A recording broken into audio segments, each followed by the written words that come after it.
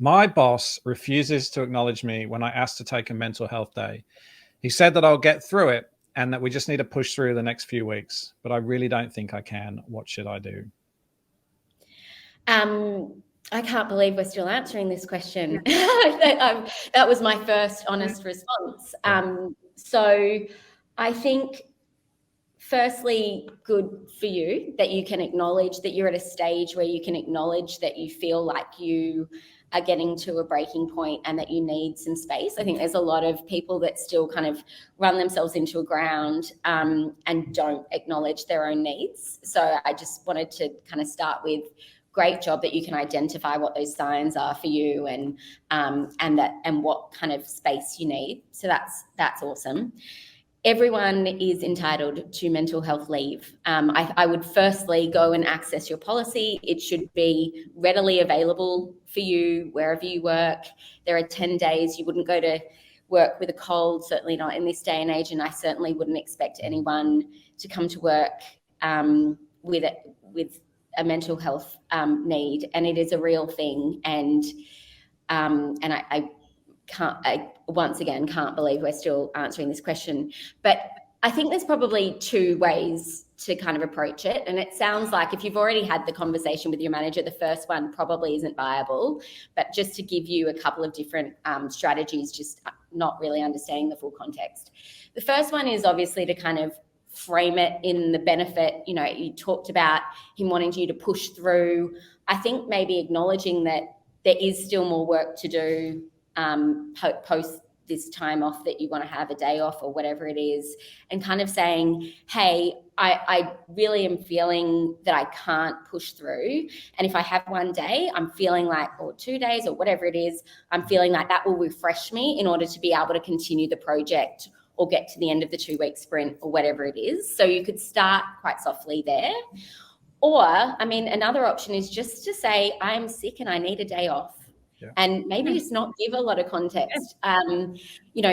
People have, sadly, baggage with the mental health kind of disclaimer. So you really don't have to give that much context. If you know that you need a day off for mental health reasons, just tell them. Mm-hmm. And then I guess finally, hopefully there's someone you can go to above your manager if they're still not listening to you. But yeah, hopefully one of those two strategies will work for you, and there's somebody else that you can talk to. But yeah. Yeah, fantastic. Martine? The only thing I was thinking of while you were talking, and I love the second option, is because sometimes that's all you can do and you've got to give yourself permission to do that. But I was just wondering, that manager who's saying that, what state is their head in? Totally. I'm wondering how you could have a conversation with them about their well-being. Yeah. Because they've obviously lost, an element of their humanity in that response, which generally, unless we're psychopaths or, sociopaths, it's generally we only do that when we're under immense pressure. So, yeah, that's just something that occurred to me, was like, God, how would you get them some help to help them get back in touch with their humanity? Yeah. And I think maybe post, one mental health day, if you're feeling the pressure, is probably not enough. So, creating the mental health space within every day is really important, and also having a really candid conversation around that. Like, for me, it's exercise. I'm really non-negotiable about it. And I think talking to your manager about what those things are that you need to kind of help prevent this in future might also be a strategy. But it sounds like just having the day off first is important.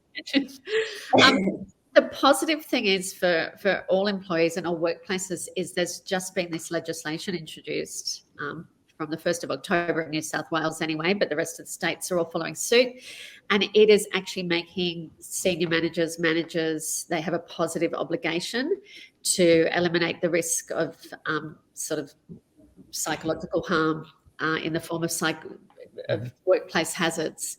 So, yeah, they'll all be getting educated about that. Right. And I imagine they're going to be a lot more receptive because there's even fines and consequences. And there's been court cases for psychological harm. So it's you hate the legal stick to have to come in to do that, but if it helps, it helps.